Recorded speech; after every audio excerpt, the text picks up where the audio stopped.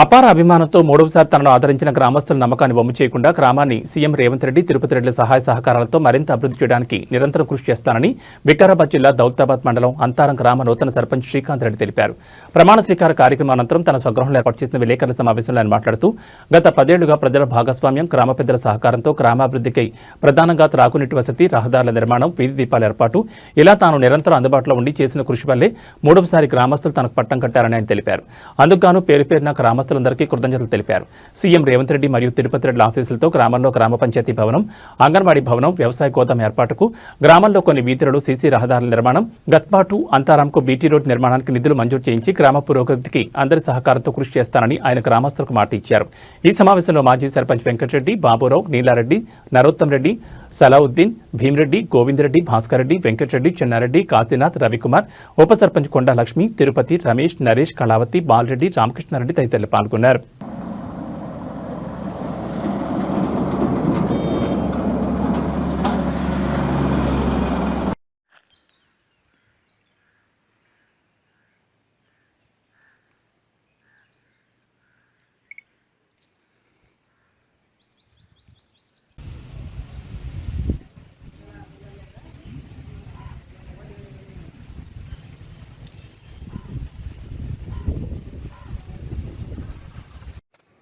జై కాంగ్రెస్, జై రేవంత్ అన్న, జై తిరుపతి అన్న, జై కాంగ్రెస్. ఒకటి గోదాం గిట్ట అవసరం అనుకుంటున్నాం.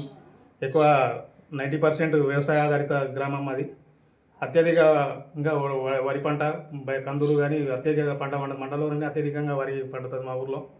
దానికి అనుగుణంగా గోదాం గిట్ట అవసరం ఒకటి. ఆ విధంగా ఆలోచన చేస్తున్నాం సార్తో అని నేను మీకు కోరుతున్నారు. రేవంత్ రెడ్డి సార్ అలాగే ఈరోజు కాంగ్రెస్ పార్టీ అధికారంలో ఉంది, రేవంత్ రెడ్డి సార్ ముఖ్యమంత్రిగా ఉన్నారు. ఏ పనులు కావాలని మీరు అనుకుంటున్నారు? గ్రామానికి ఇంకా సీసీ రోడ్లు అవసరం ఉన్నాయి. కొన్ని లక్షల సీసీ రోడ్స్ అవసరం అవుతుంది. అలాగే గట్ప టు అంతవారు విలేజ్కు బీటీ రోడ్ అవసరం. కొన్ని రోడ్లకు అనుసంధానంగా కొన్ని విలేజ్లకు కలుపుతూ రోడ్లు అవసరం ఉన్నాయి. స్కూల్ బిల్డింగ్ కాంపౌండ్ అవసరం ఉన్నది. గ్రామ పంచాయతీకి బిల్డింగ్ అవసరం ఉన్నది. ఎస్సీ కమిటీ హాల్ అవసరం ఉన్నది. బీసీ కమిటీ హాల్ అవసరం ఉన్నది. అంగన్వాడీ బిల్డింగ్ అవసరం ఉన్నాయి. అవసరాలన్నీ ఖచ్చితంగా సార్తో కూర్చొని అభివృద్ధి నిధులు తీసుకొచ్చి అభివృద్ధి చేసే విధంగా ప్రయత్నిస్తామని అనుకుంటున్నాను.